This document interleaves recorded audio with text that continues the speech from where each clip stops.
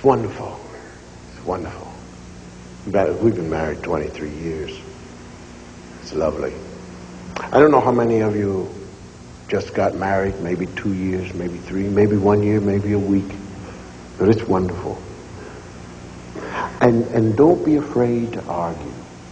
I don't want you to make up an argument, but just don't be afraid to argue. You know, when you're newly married, you get so you're afraid to argue. Oh God, is this it? Is this going to be this? No, argue, let it out. First 2 years of our marriage, I had a ball. I had a ball. Because I'd look at my wife when I wanted to, and I'd say, row! Row! Row! Row! Tears run down her cheeks, and she'd run upstairs and slam the bathroom door. And I'd sit downstairs, and I'd say, row! Row!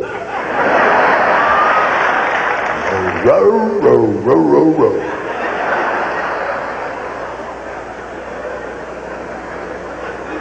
I don't know what happened to her in the 3rd year. I don't know what happened. The communists got to her or something. But I remember distinctly, I looked at her and I said, row! And she said, harr!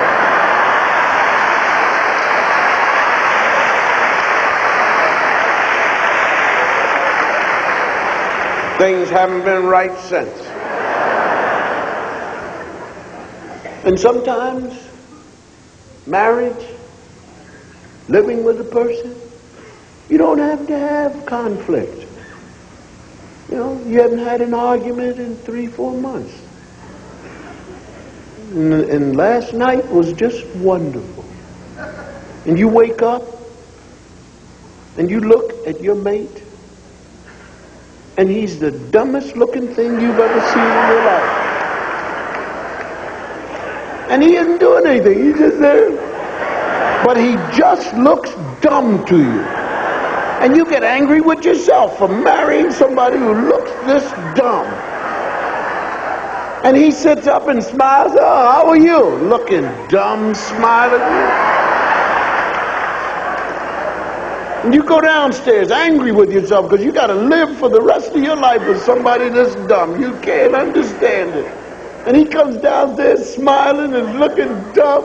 And he's got the nerve to say, what's the matter with you this morning? What is the matter with me? Why is it that there's always something wrong with me? How come there's never anything wrong with you? You know, you need to see a psychiatrist.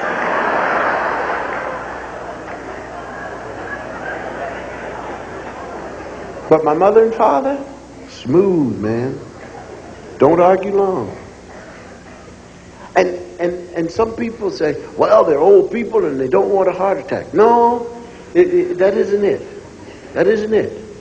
It's just that I would imagine 50 years after a while you learn what you want to burn your energy on. Because I hear the two of them talking to each other and they will give up on a great opening. And you know that's the fun part of life, man. Your wife leaves an opening like that, you drive right on in, man. Turn that thing around and grate it till she says, ow. But my mother and father won't even pick it up. I'll give you an example of what I'm talking about. They came to my house. My father took his hat off, put it in the chair. My mother sat in the chair next to him. Dad went over to the children. Here's some money for you, and the money for you, and the money for you, and the money for you. Came back, sat down on his hat. My mother's looking at him.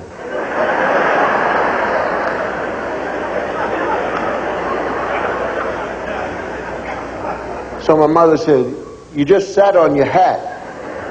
My father said, I know it.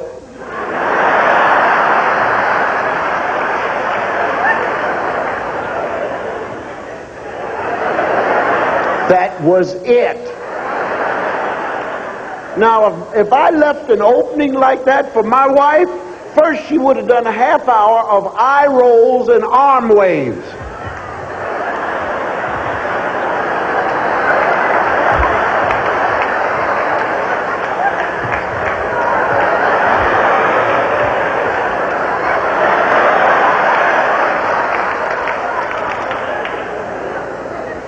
Time for him to leave. My father stood up, picked up his hat, did not fix it, put it on top of his head, put the lumps and the dips all in it. My mother looked up at him, took his arm, they went out the door.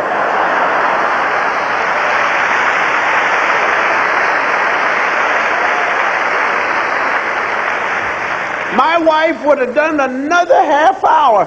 If you think I am going out the door with somebody with a hat on looking like that, you've lost your mind.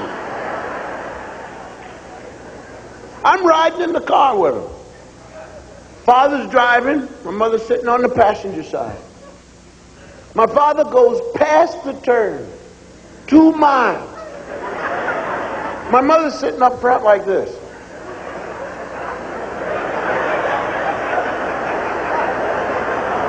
I'm in the back like this.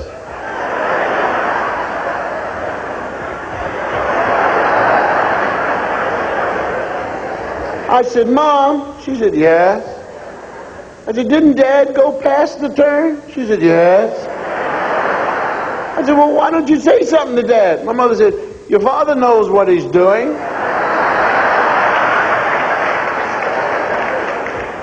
My wife would have done a half hour on me. Would you please pull over so I can get a bus or a cab or something? I'd like to ride with somebody who knows where they're going. You know, this area has already been discovered.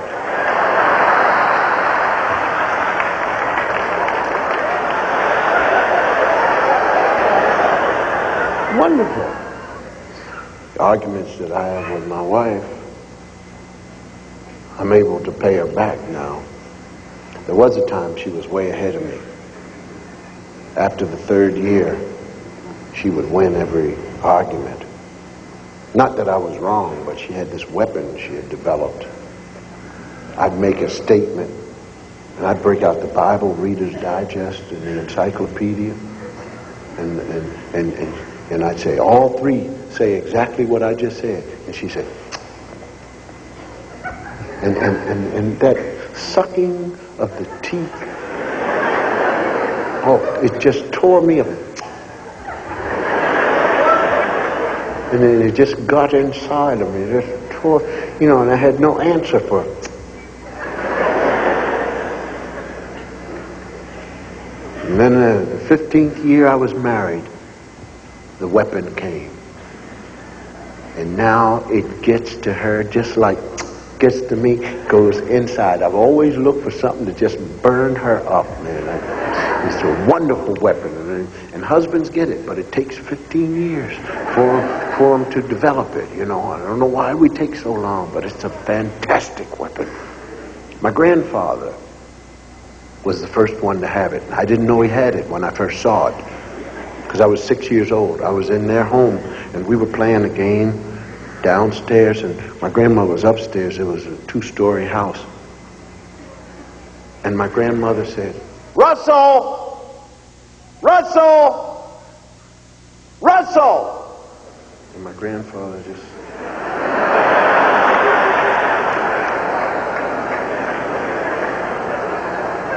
And I looked at him. I said, Granddad? He said, yeah.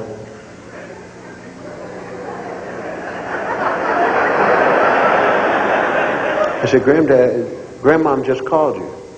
He said, who? I said, Grandmom, she's upstairs and she called you. He said, when? I said, just now. He said, And my grandmother came to the top of the steps. She still couldn't see him because we were in the back part of the living room. She said, Russell, will you come up here, please? And my grandfather was... I said, Granddad? He said, yeah. I said, she did it again. He said, who? I said, Grandmom just called you. He said, when? I said, oh, no. And my grandmother came downstairs.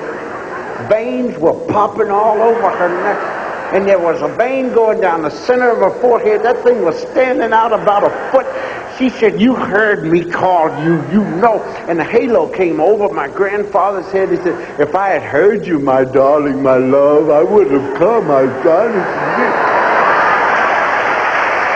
And I didn't know it was the weapon. The next time I saw it, I was 15. My father had it then. My mother called my father. We were sitting in the living room, and I know my father was awake because I just finished saying something to him.